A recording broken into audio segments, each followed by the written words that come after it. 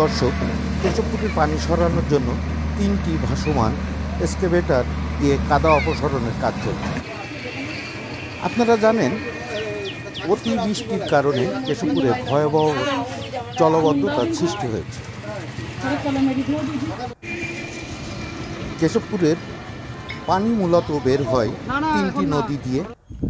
সেই নদীগুলোর একটি হচ্ছে এই বুড়িভদ্রা। এখানে একেবারে স্রোত নেই। তারপরে রয়েছে নদীর উপরে শ্যাওলা। আপনারা যে এক্সকেভেটর মেশিনটা দেখছেন, এই মেশিনটা একদিন কাজ করার পরে এর সব কিছু চুরি করে নিয়ে গেছে চোরের দল। এক্সকেভেটরের মালিক জানান, আপনার ওখান থেকে কেশবপুরের দিকে যাওয়ার কথা ছিল না? আমি ওখান থেকে মঙ্গলপুর পুলিশ পারে নদীতে তেমনি আছে, তেমনি আসা। কি নাম আপনার? শরীফ। শরীফ। এই মেশিন কি 3টা আপনার? না না, আমার একটা। তো কতদিন নাগাদ ওটা ঠিক হবে? আজ গতকালকে আপনার ব্যাটারি যা সব আনছিলাম, এটা ফুল ইলেকট্রিক গাড়ি, কথা বলছেন? জি। এখন আজকে ল্যাপটপ দিয়ে চেক করে দেখেছে যে মেন যে সার্কিটটা আছে, জি, ওই যে শরীর আপনি ব্যাটারিটা নিয়ে তেলও নিয়ে যায় তো কোনো কিছু করতাম না। আপনার ওই যে সাবাল দিয়া এমনভাবে মারছে, ব্যাটারি 2টা তার নেগেটিভ একসাথে হয়ে ইলেকট্রিক গাড়ির শব্দ লেগেছে। এখন সার্কিট মেন যে সার্কিটটা আছে, এই সার্কিটটা যদি আমরা চট্টগ্রাম বা ঢাকাতে পাই, তাহলে কালকে দিনের ভিতরে চালু করার চেষ্টা আছে, পারবো। আর যদি না পাই তাহলে 3 দিন লাগবে আমরা বাড়ি থেকে আনতে। প্রিয় দর্শক, আপনারা স্ক্রিনে দেখছেন বুড়িভদ্রা নদী, হরিহর নদী এবং আপার ভদ্রা নদীর সংযোগ স্থল। ঘটনাস্থলে গিয়ে দেখা যায় হরিহর নদী দিয়ে কেশবপুরের কিছুটা পানি বের হয়ে আপার ভদ্রা নদীতে যাচ্ছে এবং সেখানে ক্ষীণ স্রোতের দেখা মিলেছে। স্থানীয়রা জানান যে এখানে যদি পরিকল্পিতভাবে ভালো করে খনন করা হয় তাহলে দ্রুত পানি বের হতে পারবে। অপর যে বুড়িভদ্রা নদী, সেই নদী তুলনামূলক তার তলদেশ কিছুটা উঁচু রয়েছে, যে কারণে ওই নদী দিয়ে কোনো পানিই এই আপার ভদ্রা নদীতে আসছে না, স্থানীয়রা যা জানাচ্ছেন। হরিয়া নদী আর বুড়িভদ্রা, এই নদী খনন না করলে পানি তো সীমিত লাভ দিয়েছে। কেশবপুরি, মনিরামপুর, যশোর জেলা পানি লাগবে না। এই আপনার এই নিচের নদী খনন করা লাগবে, আর এই 2 নদী খনন করলে 3 মোহনার থেকে নিচে খনন করলে পানি লাগবে, তাছাড়া পানি লাগবে না। এখন অল্প লাভ দিছে, এখন সীমিত লাভ দিছে, খনন না করলে তো পানি লাগবে না। নদী তো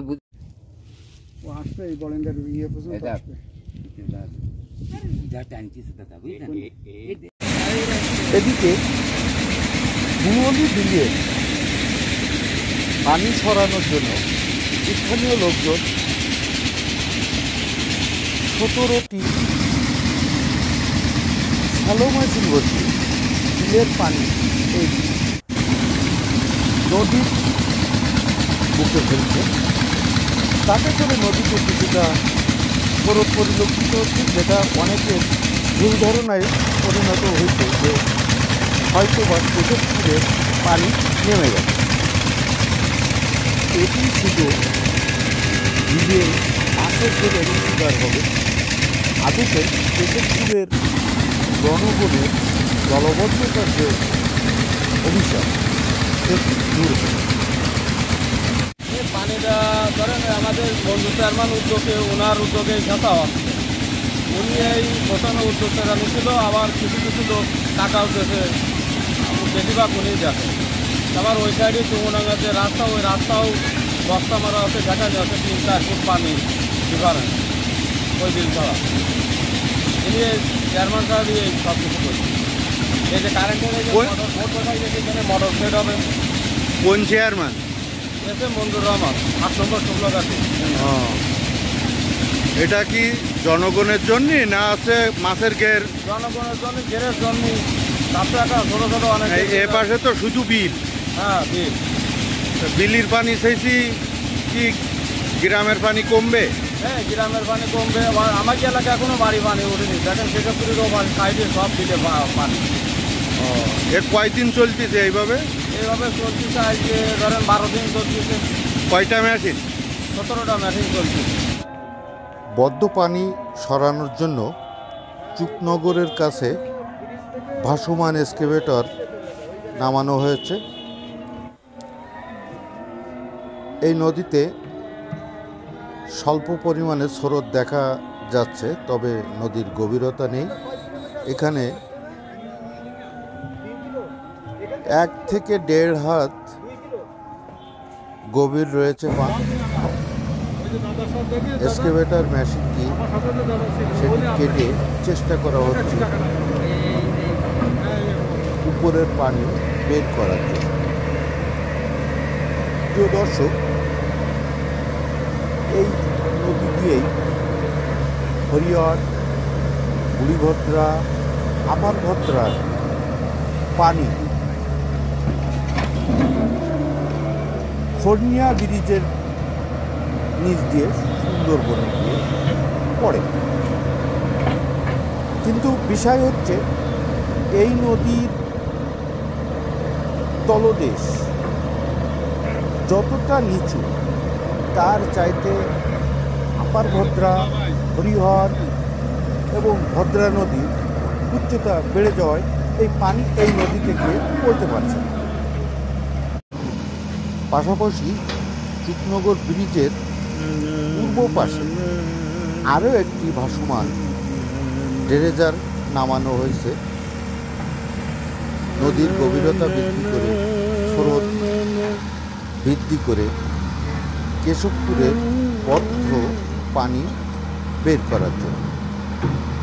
কিন্তু সমস্যা হয়েছে যে এখানে 3টি ভাসমান ড্রেজার 2 কিলোমিটার করে কাদা অপসারণের কাজ করবে, যার জন্য বরাদ্দ রাখা হয়েছে 60 লাখ টাকা।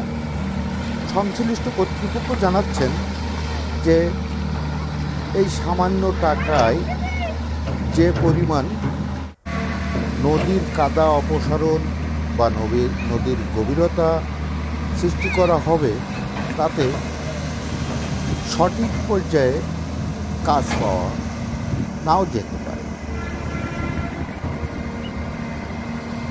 তবে একদিন কাজ করার পর এক্সকেভেটরের কারণে নদীতে স্রোত বৃদ্ধি পেয়েছে।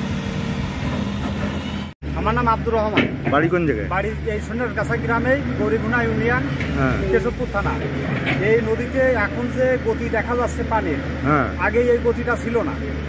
এই গতকালকে সকাল থেকে যখন এই কাজ শুরু করেছে, কাজ শুরু করে এই পর্যন্ত খনন করে আসার পরে দেখা যাচ্ছে যে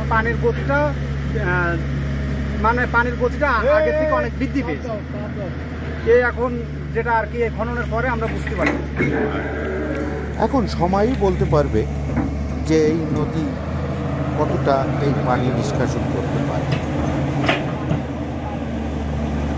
কবির হোসেন, কেশবপুর।